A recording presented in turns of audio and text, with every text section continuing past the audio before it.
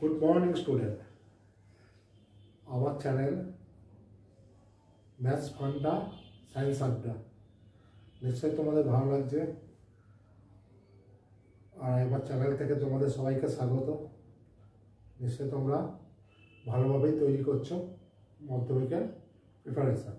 এই নিয়ে কিছু কথা বলবো। তোমাদের সামনে টেস্ট, এই টেস্টে ভয় পাওয়ার কিছু নেই, কারণ সবাই পাস করবে, সবাই ফাইনালে বসবে। কিন্তু টেস্টটা থেকে তোমাকে কিছু শিখতে হবে। এই টেস্ট এক্সাম থেকে যেটা শিখবে সেটাই তোমার ফাইনালে কাজ দেবে। ঠিক আছে? এই টেস্ট থেকে কী শেখা যাবে, তোমার কী কী জিনিস তুমি শিখবে। এক হচ্ছে টাইম ম্যানেজমেন্ট। ফার্স্ট হচ্ছে টাইম ম্যানেজমেন্ট। টাইম মানে তুমি কত সময়ের মধ্যে, তুমি যখন কোশ্চেন পেপার হাতে নেবে দেখবে তোমার একটা ঘড়িও চলছে, সময়টা হু করে পার হয়ে যায়। তুমি দুটো তিনটে চারটে কোশ্চেন লিখলে দেখলে 1 ঘন্টা হয়ে গেছে। তো এই যে সময়টাকে ম্যানেজমেন্ট করে যে তোমার পরীক্ষাটা কোশ্চেনগুলো সিলেকশন করবে, আবার কোশ্চেনগুলো কত তাড়াতাড়ি লিখতে পারো, এই যে তুমি এটা তোমার টেস্টটা হচ্ছে তোমার একটা মানে প্রস্তুতি, মানে তোমার একটা রিহার্সাল। তুমি এটাতে তুমি দেখে নিতে পারবে তোমার কতটা ভালো হয়েছে পরীক্ষা। তো কোনো কিছু যদি ছেড়ে যায়, কেন ছেড়ে যায়? সময়ের সাথে যদি না লিখতে পারো, আবার লেখাটা খারাপ হলো, যতটা লেখা ভালো দরকার ছিল সেটা লিখতে পারলে না, তাহলে এটা সময়টা তুমি দেখে নিলে সেই জিনিসটা তুমি কিওর করবে, তোমার হ্যান্ড রাইটিং ভালো করবে, সাথে স্পিড বাড়াবে যাতে তাড়াতাড়ি কমপ্লিট করা যায়। স্পিড আর বেশি বড় করে লেখার দরকার নেই। মার্কস অনুযায়ী লেখা, 1 নম্বরে 1 নম্বর ততটাই, 2 নম্বর 3 নম্বর যেমন মার্কস থাকবে, 5 নম্বরের কোশ্চেনগুলো ততটাই তোমরা লিখবে। সেই উপর একদম টু দ্য পয়েন্ট তোমরা অ্যান্সার করবে, আর লেখাটা সুন্দর করে ভালো করে গুছিয়ে লিখবে। এটা হচ্ছে তোমার টেস্ট দেখে তুমি বুঝতে পারবে কোন জায়গাটা তোমার কমি আছে, কোন জায়গাটা। এই সময় ম্যানেজমেন্টটা খুব দরকার, কেননা অনেক সময় কোশ্চেন তুমি যদি ছেড়ে দিয়ে আসো তাহলে তোমার এটা লস, কারণ ওই নম্বরটা তুমি পেলে না, তুমি এদিকে জানতে। তাহলে তোমাকে এই জানা কোশ্চেন তোমায় করতে গেলে তোমাকে সময়ের সাথে তোমাকে চলতে হবে। সময়টা হচ্ছে তোমার একদম কতটা অ্যান্সার করে কতটার মধ্যে সময়, এটা তুমি টেস্ট থেকে তুমি বুঝে যাবে। 7 হচ্ছে তোমার কোশ্চেন সিলেকশন। তুমি কী ধরনের কোশ্চেনগুলোকে আগে করতে হবে, যেগুলো তুমি ভালো করে জানো সেই কোশ্চেনগুলোকে চেষ্টা করবে আগে করার। ঠিক আছে? তুমি যাতে মনে করো যাতে আমি এই কোশ্চেনগুলোকে আমি আগে করব, তাহলে সেই কোশ্চেনগুলোকে তুমি আগে সলভ করবে। ঠিক আছে? যত ভালো করে তুমি মানে তোমার যেগুলো জানার জিনিসগুলো সেগুলোকে আগে করবে, যেগুলো করতে পারবে, তাড়াতাড়ি নামাতে পারবে, সুন্দরভাবে নামাতে পারবে, সেইগুলোকেই আগে করবে। ঠিক আছে? তাহলে এইগুলো কোশ্চেন সিলেকশনটা ওটা বিরাট ফ্যাক্টর। কোন কোশ্চেন, যেটা একটা অঙ্ক নিয়ে তোমার একটা অঙ্ক হলো না, হচ্ছে না, সেটা নিয়ে পড়ে আছে, এরকম না। অঙ্কটা ছেড়ে দিয়ে পরেরটা করবে, যে অঙ্কটা হচ্ছে না ওখানে ছেড়ে দাও, পরেরটা তোমার স্টেপ মার্কিং আছে সেখানে নম্বর পেয়ে যাবে, পরে ওটা কারেকশন তোমার হাতে সময় থাকে।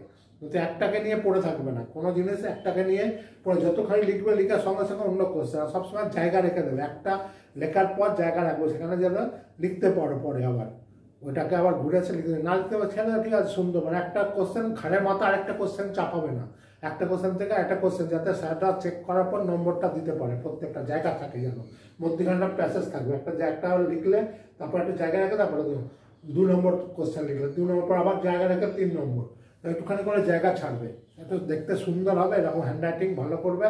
ঠিক আছে? আর তোমাদের সব থেকে আমাদের ভয়টা, তোমার এই পরীক্ষাতে তোমার ভয়টা কেটে যাবে। কতটা একটা পরীক্ষা বসার আগে মানুষ একটা ভয় থাকে, যে ভয় করছে, আমি কি করব, আমার হাত পা ঠান্ডা হয়ে যায়, অনেকে কীরকম, অনেকে জানা জিনিস ভুলে যায় পরীক্ষার সময়, লিখতে পারে না। এইগুলো কাটিয়ে উঠতে হবে, কারণ ভয় তোমাকে একদম মানে ভয় পাবে না, মানে পরীক্ষায় নর্মাল কোনো ব্যাপার না। এটা কেন ভয়টা আসে, কনফিডেন্স যখন ঠিক থাকে না, যখন তোমার পড়া কম হবে, বা তুমি পড়ার সাথে নেই, জানো এই পরীক্ষায় এই কোশ্চেনগুলো আসবে, এগুলো তৈরি হয়নি, চ্যাপ্টার তোমার বাকি রয়ে গেছে, পুরো সিলেবাস শেষ করতে পারে, তখন তোমার মধ্যে ভয় আসবে। যখন তোমার সিলেবাস পুরো কমপ্লিট থাকবে, 1-2বার করে পরীক্ষা দিয়ে আর রিভিশনটা ভালো হচ্ছে, তাহলে তোমার কনফিডেন্সের উপর তুমি ভালো নম্বর পাবে। আর তুমি যদি ভয় পাও তাহলে নম্বর কিন্তু ভালো পাবে না। ভয়টা কিন্তু তোমার কনফিডেন্সটাকে লুজ করে দেবে। সুতরাং ভয় পেলে চলবে না। এক পরীক্ষা দিতে যাবে একদম সলিড পরীক্ষা দিয়ে আসবে, মনে একদম যা আমি এই পরীক্ষা দেবো একবার চোখ বুঝবে, প্রথমে কোশ্চেন পেপারটা নিয়ে তারপর একটা মাইন্ডটাকে শান্ত করে লেখা শুরু করে দেবে, ঠিক আছে? আর এটা হচ্ছে তোমার ভয়টাও তোমাকে কাটাতে হবে, এটা 3rd পয়েন্ট।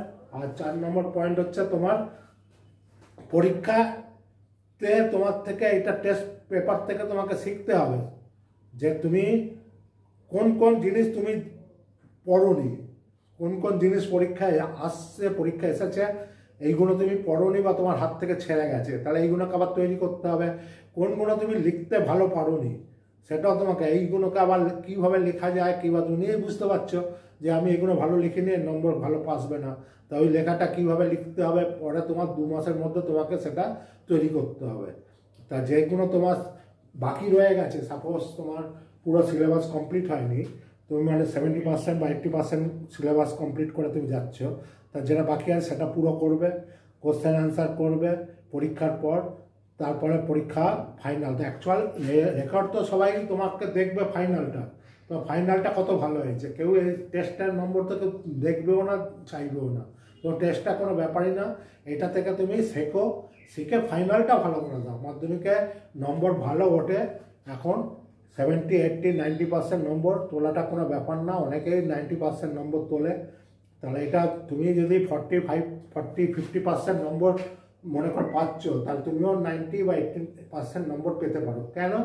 কেননা দেখো, যে ছাড়া তুমি 50% মানে যে অঙ্কগুলো তুমি করেছো বা যে কোশ্চেনগুলো ফিজিক্স, কেমিস্ট্রি বা ম্যাথসে বা এতে তুমি করেছো, মানে ইতিহাস, ভূগোল, ইংলিশ, বাংলা, যাই যেগুলো তুমি করোনি সেইগুলো থেকে নম্বর পাওনি, তাহলে তুমি ওইগুলো যদি করতে পারতে তাহলে তোমার অঙ্ক 80, 90 তোমার হয়ে যেত। যে টপার সে যদি 80, 90 পায়, 80, 90, তাহলে তুমি কেন পাচ্ছ না? কারণ তুমি ওই কোশ্চেনগুলো ছেড়ে দিয়েছো।